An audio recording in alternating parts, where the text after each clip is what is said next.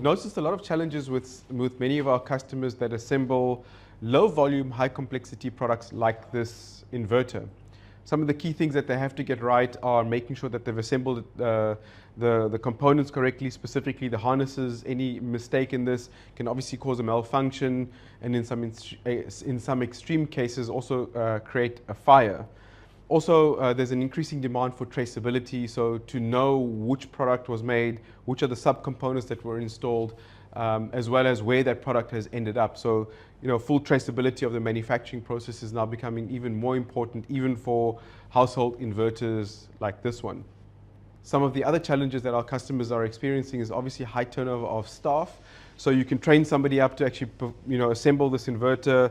It's pretty complex. But then they leave the organization and then you have to train somebody else up, and the consistency of that is becoming more and more challenging. So we try to address a lot of these challenges with our Odin Workstation system, which consists of a digital worker guidance as well as an AI-enabled computer vision system that tracks the full process. So I've been through this process twice with my colleagues explaining it to me. So this would be my first attempt at building this after being shown how to build it twice. And I'm going to purely use the computer vision and worker guidance to actually guide me through the process.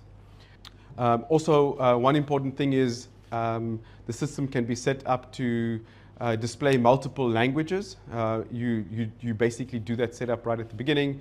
And so depending on what language your operators are in, they can actually choose the language that they want to read the work instructions in. Scan the barcode. So this is a unique barcode of this unique product. So all data will be attached to that barcode ID number. First step is actually measuring the bus bar with the vernier. So I can grab the vernier, go to the parts bin, pick the bus bar, measure that 16.04. So I can enter in the value 16.04, confirm.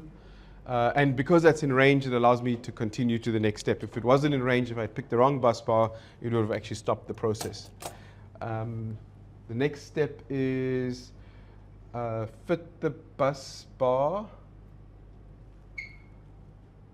in the correct position. It's telling me where to do that. It's right over here.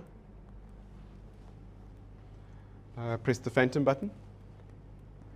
Oh, it obviously failed it because I haven't actually put the bolts in. So it's actually showing me a mistake that I made.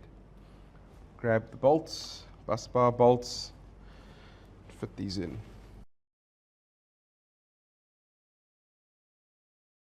Now I can press the virtual phantom button. It's detected the bolts and allows me to go to the next position.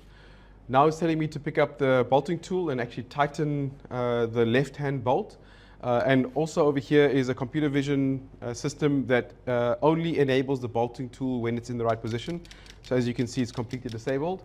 When I go into position, the flashing light's going to go blue, and then that is an indication that it's enabled. It enabled, I pulled the trigger and it tightened the bolt. And if I go back to the same bolt, you can see it's now no longer enabled. I have to go to the correct position. There you go. And it's now allowed me to go to the next stage. And this is one of the coolest part of the system, is actually now guiding me on how to fit a harness. And this harness has got 4 connection points, as you can see, indicated by the 4 dots. So I'm going to get the harness. And I can see the ideal position over here of where the harness needs to be. And the computer vision is actually going to and make sure that I actually fit it in the right position. So, and every time I fit the harness in the right place, it should indicate green.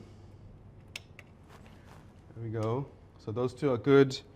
I need to fit this last one.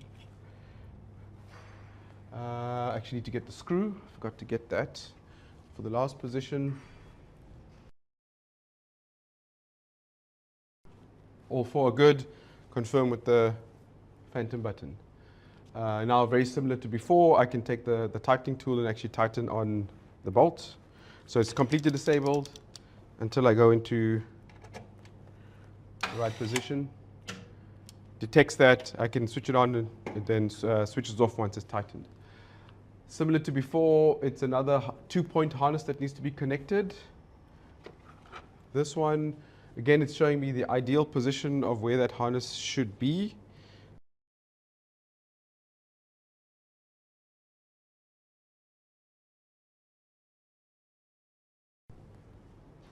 Perfect.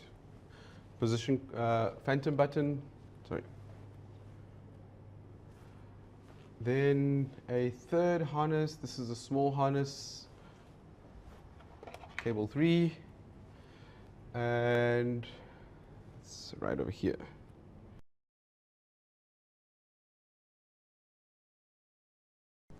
Detected both positions. And then the back harness.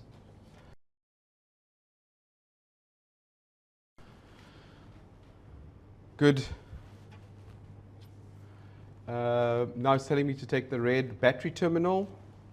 Let's say I take the wrong one, I take the black one, put it in the red position. Doesn't allow me to continue. If I put it in the black one in the black position, also doesn't allow me to continue. It's obviously expecting me to assemble in the right position or right sequence. So that's done. Position phantom button. Now take the black one.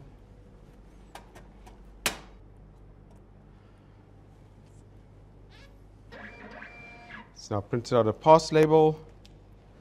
And I now need to stick the pass label to the side. And scan. And it's passed. And this is an example of how we've used this advanced technology that is typically used on automotive production lines to assemble a highly complex inverter system on a single station. Let me know if you're interested in learning more about how to do this in your factory. Here's another Machine Monday.